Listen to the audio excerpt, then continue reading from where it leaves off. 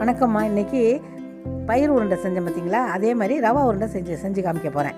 இப்போ இந்த ரவா உருண்டையும் அதே மாதிரி தான் மெத்தேடு தான். நல்லா நான் செய்கிற மாதிரியே செஞ்சு பாருங்கள். கொஞ்சமாக எடுத்து முதல்ல செஞ்சு பாருங்கள். அதுக்கு முன்னாடி பார்த்தீங்கன்னா மேட் பை அம்மாச்சியை சப்ஸ்கிரைப் பண்ணுங்கள். பக்கத்தில் உள்ள பெல் ஐக்கானை கிளிக் பண்ணுங்கள். அப்போ தான் நான் போகிற ஒவ்வொரு வீடியோஸும் உங்கள் வீடியோ நீங்கள் பார்க்கலாம். வாங்க வீடியோக்குள்ளே போகலாம்.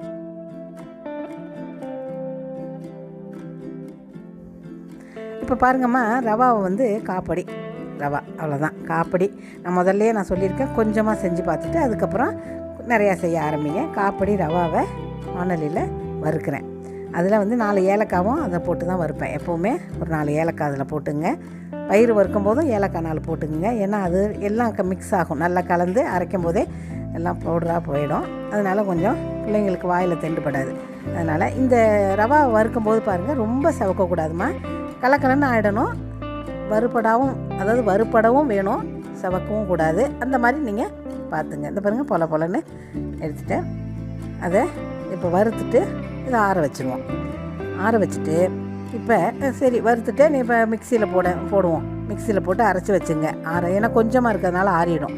அதனால் மிக்சியில் போட்டு அந்த மாவை அரைச்சி எடுத்து வச்சுக்குவோம். அதே காப்படி வந்து அதிகமாக 1.5 காப்படியெலாம் இருக்காது. அதே காப்படி தான் இருக்கும். பட் அதை அளந்துக்கிறது நல்லது எதுக்குமே. ஏன்னா ஜீனியை நம்ம ஆட் பண்ணணும்ல, அதனால ரவா மாவை அளந்துக்குவோம். 1 டம்ளர் ஃபுல்லாக ரவா மாவு இருக்குது. இதுக்கு வந்து நம்ம ஜீனியை மெஷர் பண்ணுவோம். இப்போ ஜீனியை வந்து ஒரு 5 காப்படி கிட்ட அரைச்சி வச்சுக்கோங்க. ஏன்னா ஜீனி இது எல்லாத்துக்கும் உதவும். பயிர் உருண்டை இன்னும் கொஞ்சம் செய்கிறதுனாலும் உதவும். நம்ம மிக்சியில் ஒரு 5 காப்படி போட்டு அரைச்சி வச்சுக்கிறேன். நான் எப்போவுமே கொஞ்சம் அரைச்சி வச்சுப்பேன். பாருங்கள், கரெக்டாக அந்த 1 டம்ளர் இருக்குது பாருங்கள். அவ்வளோதான்.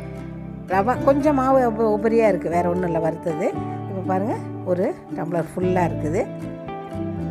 காப்படி நம்ம போட்டோம், அதனால் அது இருக்குது. இப்போ பாருங்கள், அதை நம்ம கொட்டி வச்சுக்கிறோம் ஒரு செய்கிற இடத்துல. இப்போ ஜீனி 1 2 போட்டுக்கிறோம். ஏன்னா 1 காப்படிக்கு 2 காப்படி நீங்கள் ஜீனி அரைச்சி வச்சுக்கோங்க. அதுக்கு வேணால் நம்ம வந்து குறைச்சிக்கலாம், கூட்டிக்கலாம். இப்போ மாவு எப்படி இருக்குது பார்த்தீங்களா? ஜீனி அரைச்சோன்னே நல்லா ஃபைனாக பவுடர் ஆகிடுச்சு. இப்போ இதை தனியாக அந்த ஜீனியை வந்து தனியாக கொட்டி வச்சுக்கோங்க. எல்லாத்தையுமே தனித்தனியாக கொட்டி வச்சுக்கோங்க. ஏன்னா பயிர் மாவுக்கும் சரி, இந்த ரவாவுக்கும் சரி, நம்ம இது மாதிரி அரைச்சி தனியாக கலந்து வச்சுக்கிட்டா தான் ஒவ்வொன்றும் நம்ம இது பண்ணிக்கலாம். இப்போ ரவா மாவு போட்டிருக்கோம் இல்லையா, அதுக்கு தகுந்த மாதிரி ஜீனி போடுறேன் பாருங்கள். ஜீனி வந்து கொஞ்சம் கூட போட்டால் எனக்கு பிடிக்கும், எல்லாருக்குமே பிடிக்குமா.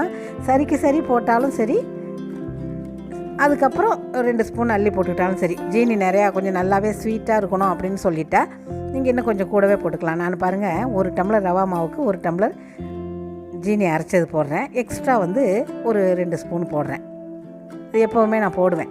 ஏன்னா நீங்கள் நல்லா இது பண்ணுங்கள். ஜீனி வந்து கொஞ்சம் அதிகமாக இருந்து சாப்பிட்லாம். இந்த பாருங்கள், இவ்வளோ 1 ஸ்பூன் எக்ஸ்ட்ரா போடுறேன் பாருங்கள். அவ்வளோதான், ரொம்பவும் போட வேணாம். ரொம்ப தித்துப்பாக இருந்ததுன்னா அது ஜீனியை சாப்பிட்ற மாதிரி இருக்கும்.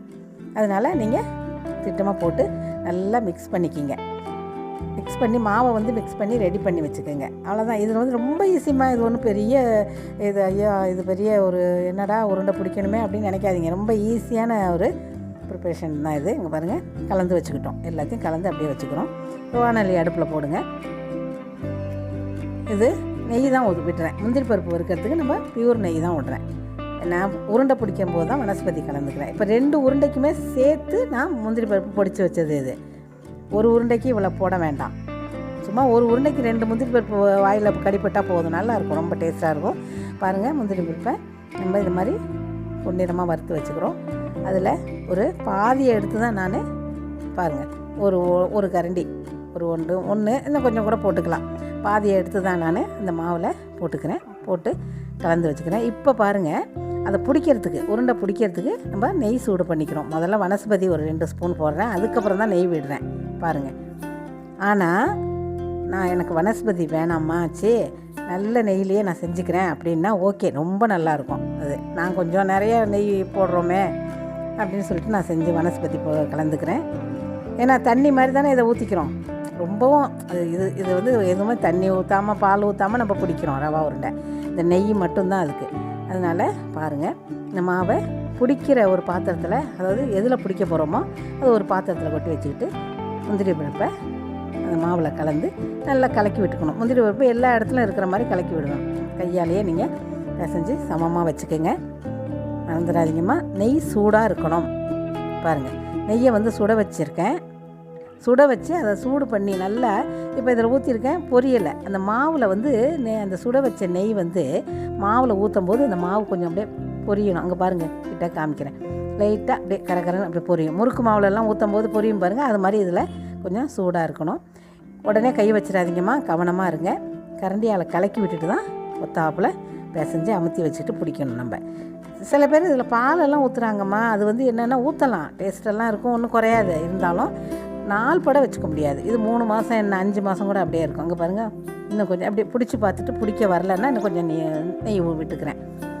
நெய் விட்டு சூடாக பிடிக்கும்போது தான் இந்த ஜீனியும் மாவும் இறுகும். அதனால தான் இந்த சூடாக பிடிக்கிறதுங்கிறது. ஆறி போய் பிடிச்சா அடுக்கி வைக்கும் போதே உடஞ்சிரும் என்ன. அதனால் சூடாக பிடிக்கும்போது அந்த ஜீனி வந்து சூட்டில் வந்து இறுவும், டைட் ஆகும். அந்த மாவோடு சேர்ந்து டைட் ஆகும். அதுதான், வேறு ஒன்றும் இல்லை, ஒரு பெரிய மேஜிக் இல்லை. சூடாக பிடிக்கிறதுக்கு காரணமே அதுதான்.